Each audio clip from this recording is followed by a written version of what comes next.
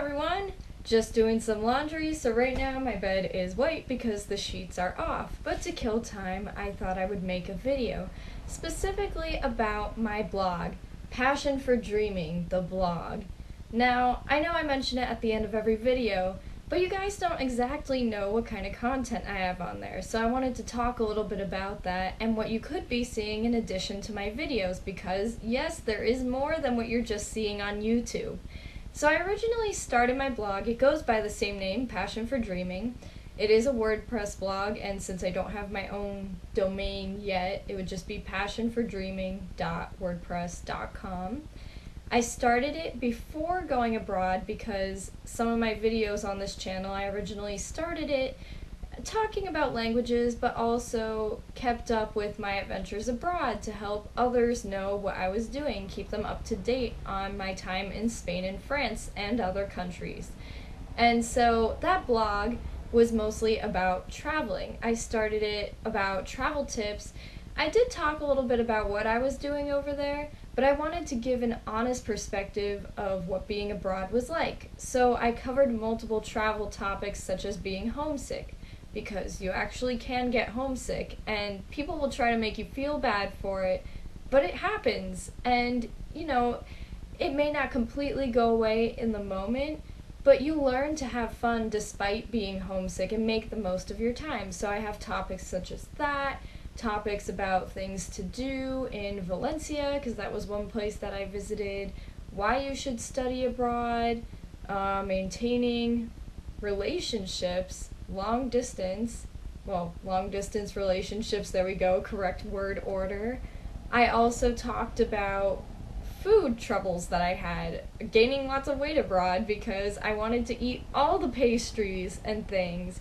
I also talked about what it was like being an international student, because maybe you haven't gone abroad, but there are people from your school, if you go to college most likely, I don't know, in my high school we didn't really have international students, but in my college, we did have lots of international students, and I wrote about what it was like being a student in another country in classes where you were only with people from that country.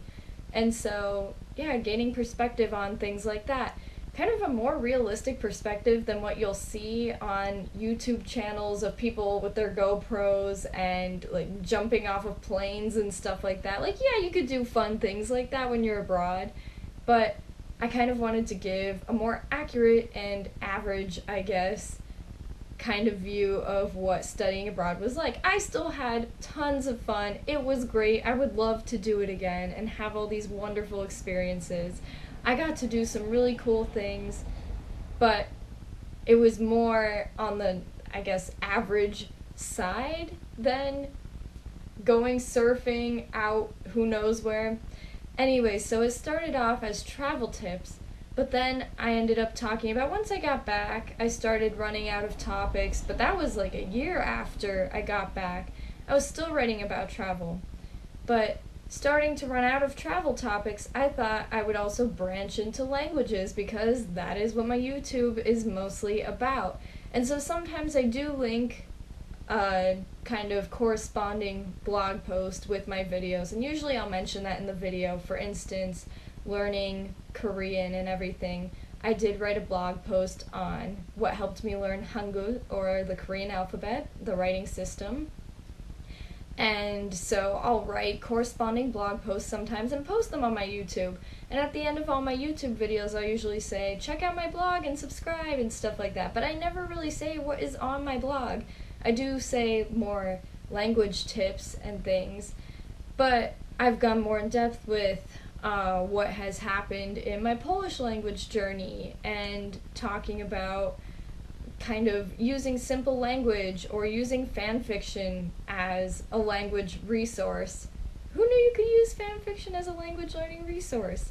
So there's that, as well as just other topics kind of related to languages, but life in general. So the secret to happiness, or being thankful for things, just little ways that you could be more mindful of being thankful and everything. So there's a wide range of topics on the blog, But I thought you could get more out of that, especially if you've watched some of my videos and you would like to learn more things, and maybe not specifically language related, then you could check out my blog. So as I've said before, it goes by the same name, Passion for Dreaming. It will be linked in the description box, as it is in all of my videos, so you could connect with me there if you have WordPress. If not, please read and share with others as well to spread the word. But thank you for watching this video. I hope you enjoyed it, and I hope that you do go by and check out my blog and everything. I'll see you guys in the next video. Bye-bye! Don't forget to subscribe!